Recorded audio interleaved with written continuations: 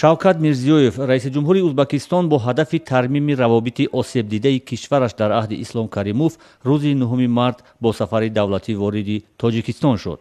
ӯ ки соли 2016 ба қудрат расид, ваъда додааст ки робита бо кишварҳои ҳамсояро беҳбуд мебахшад.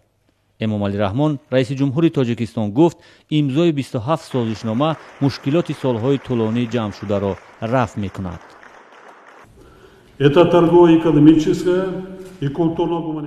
ин созишномаҳо дар бахши муносибатҳои тиҷорату иқтисод, фарҳангиву башарӣ ва ҳамчунин дар бахши дифоъ ва амният буданд.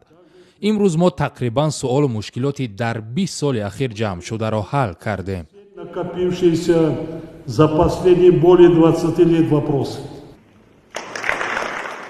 як масъалае ки робитаҳои дутарафро дар аҳди ислом каримов